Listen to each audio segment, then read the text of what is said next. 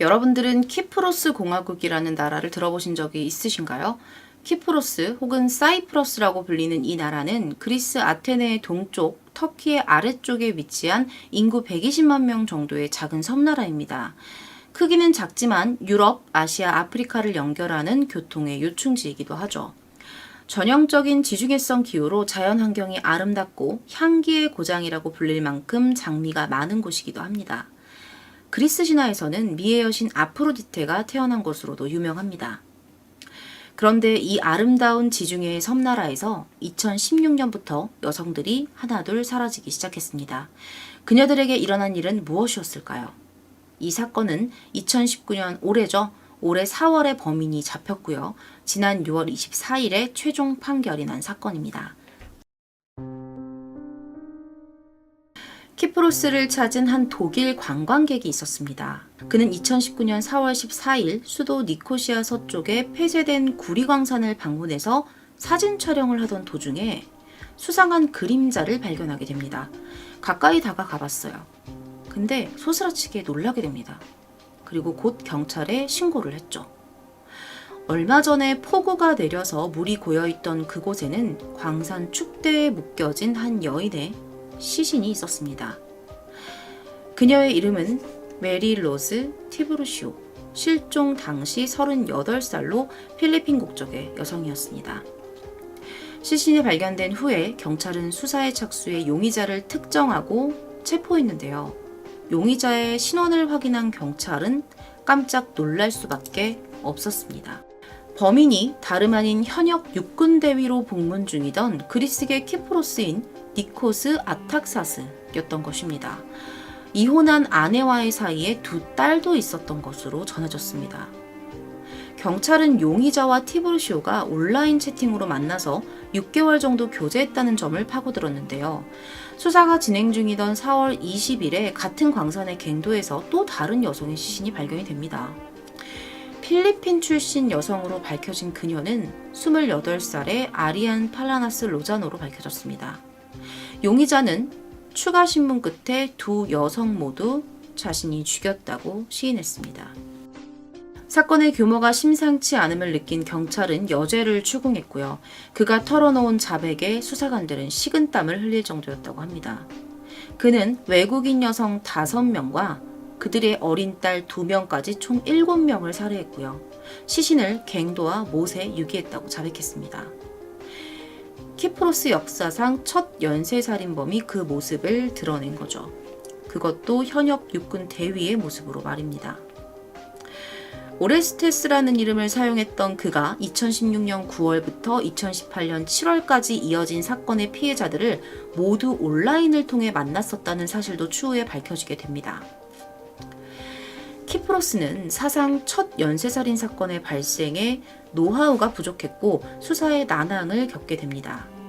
때문에 당국의 요청에 따라 스코틀랜드 연쇄살인 전문가들까지 파견이 돼서 수사에 협력했고요. 사건 해결에 큰 도움을 주게 되었죠. 범인은 수사관들에게 3명의 시신은 여행 가방 여러 개에 넣어서 호수에 던져 넣었다고 진술했습니다. 경찰은 이 지역에 대한 수색을 진행했습니다. 그가 말한 호수는 과거에 황동 광산이 있던 곳에 생긴 인공호수였습니다. 범인이 수사관에게 시신을 던진 위치를 보여주었던 그 자리에서 한 구의 시신을 찾게 돼요. 곧이어 4월 14일 첫 시신부터 27일까지 필리핀 가사 노동자로 여겨지는 시신 3구를 회수했고요. 나머지 피해자들의 시신을 찾는데 총력을 다하겠다는 입장을 밝혔습니다. 2019년 4월 28일 4번째 피해자의 시신이 담긴 여행 가방이 발견되었습니다. 하지만 안타깝게도 이 여성의 신원을 특정하는 데는 실패했습니다. 경찰 관계자의 말에 따르면 과거에 광산이었던 호수의 독성이 강해서 시신의 부패가 많이 진행되었기 때문에 형체를 알아보기 힘들 정도였다고 합니다. 5월 5일에 5번째 피해자가 발견이 되고요. 한 달 뒤인 6월 4일에는 6번째 피해자까지 발견이 됐어요. 경찰은 호수 바닥에 있는 가방 속에서 피해자를 발견했다고 발표했습니다. 그날 첫 번째 수색에서 발견된 피해자는 필리핀 출신의 31세 여성이었습니다. 그리고 6월 12일 마지막 희생자가 발견이 됩니다. 범인이 자백한 7명의 희생자 중 첫 번째로 발견된 티브루시오의 6살 난 딸이었습니다. 그 딸아이가 카펫에 말려진 채 발견이 됐던 거죠. 장소는 키프로스의 수도 니코시아 남서쪽에 있는 메미호수였습니다. 아탁사스 대위가 자백한 피해자는 티브루시오 모녀와 로자노 이외에 필리핀 사람, 그리고 루마니아인, 그리고 그 루마니아인의 딸, 네팔 또는 인도 출신의 신원 미상 여성이었습니다. 그는 피해자 한 명은 국적조차 기억하지 못했습니다. 여기까지 보면 범인도 잡고 시신도 모두 찾아내고 수사가 일사천리로 진행된 것처럼 보이죠. 하지만 이 사건의 진상이 알려지면서 키프로스 국민들은 크게 분노했습니다. 여기까지 보면 범인도 잡고 시신도 모두 찾아내고 수사가 일사천리로 진행된 것처럼 보이죠. 하지만 이 사건의 진상이 알려지면서 키프로스 국민들은 크게 분노했습니다.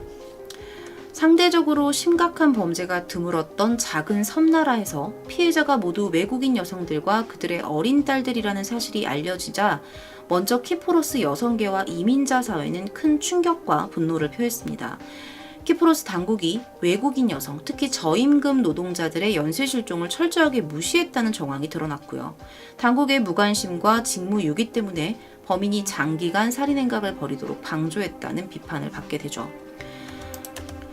범인의 처벌과는 별개로 피해자들 중 리비아 플로렌티나 부네와와 딸 엘레나 나탈리아의 가족들은 경찰이 자신들의 의무를 제대로 수행하지 않았기 때문에 발생한 사건이라면서 국가를 상대로 소송을 제기했습니다. 변호사는 증언과 증거가 사라질 수 있다는 우려를 유족들이 강하게 표명하고 있다. 사건 처리에 대한 경찰 절차가 완료되기 전에 소송을 진행하겠다라고 밝혔습니다. 4월 27일 수백 명의 시민은 대통령궁 앞에서 피해자들을 추모하고 당국의 부실 수사를 규탄하는 집회를 열었습니다.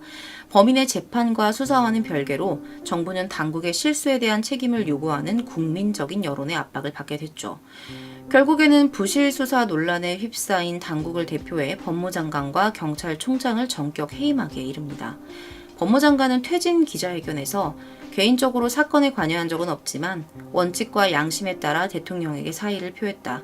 외국인 여성 실종 사건에 대한 초동수사 부실을 인정하며 경찰의 책임 소재를 밝히는 독립적인 조사의 필요성을 느낀다. 라는 말을 남겼습니다. 대통령인 니코스 아나스타샤드도 성명서를 발표하며 무고한 외국인 여성과 어린이들에게 자행된 부끄러운 살인사건에 큰 충격을 받았다며 유감을 표명했습니다. 그런데 여기서 키프로스 국민들은 이해하기 힘든 사실을 마주하게 됩니다. 경찰은 왜 외국인 여성 노동자들의 실종을 무시하고 시신이 발견되고 나서야 뒤늦은 수사에 나섰을까? 단지 사회적인 약자라서? 그 이유 하나만으로 경찰이 움직이지조차 않았다는 것을 국민들은 납득하기 어려워했습니다. 그 단서를 찾을 만한 사건이 있었는데요. 한 피살자 가족이 실종 신고와 함께 조사를 요청한 적이 있대요. 근데 그때 수사관들이 북키프로스 터키 쪽으로 갔을 확률이 높으니 그리로 가봐라 라는 말을 했다고 합니다. 사실 대답을 해주긴 했지만 이 말과 함께 그들의 신고를 무시한 것이나 마찬가지였다고 보면 됩니다. 북키프로스 터키? 이게 무슨 말일까요? 사실 키프로스는 분단 국가입니다. 서문에서 말했던 것처럼 키프로스는 그리스와 터키 사이에 위치한 섬이고요. 78%의 그리스계 주민과 18%의 터키계 주민으로 이루어져 있습니다. 나머지 4%는 소수민족이에요. 1960년에 영국에서 독립한 키프로스는 그리스계와 터키계의 갈등이 심했고 국가 권력을 두고 두 세력 간의 큰 충돌이 발생하기도 했습니다. 이것을 키프로스 분쟁이라고 합니다. 1974년에 터키 군대가 키프로스 북부 지역을 점령한 이후에 남키프로스와 북키프로스로 분단이 됩니다. 그리고 이 상태가 현재까지 유지되고 있고요. 우리가 보통 보고 듣는 키프로스 공화국은 그리스계의 남키프로스를 뜻하는 겁니다. 북키프로스는 터키를 제외하고는 그러니까 터키만 이 북키프로스를 국가로 인정을 하고 있어요. 유엔에 가입된 키프로스도 이 그리스계 키프로스입니다. 혹시 있을지 모를 남북 간의 충돌을 막기 위해 이렇게 평화유지군까지 주둔하고 있다고 합니다.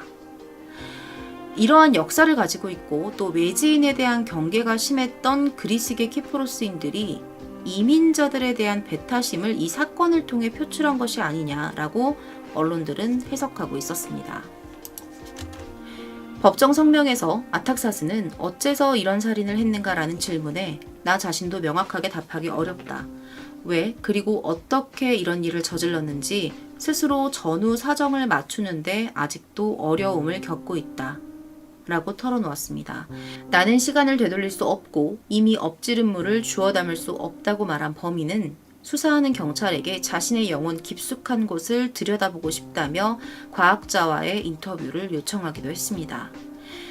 그는 2019년 6월 24일 월요일자로 기소된 12건 중 7건에 대해서 각각 25년형씩, 나머지 5건에 대해서는 모두 무기징역을 선고받게 됩니다. 이는 키프로스 사법제도에서 내릴 수 있는 가장 무거운 형벌입니다. 유럽연합회원국인 키프로스는 사형제도가 없습니다.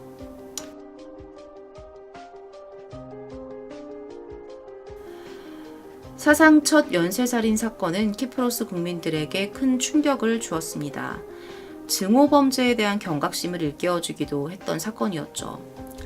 연일 희생자들을 추모하는 촛불이 광장을 밝히고 있습니다.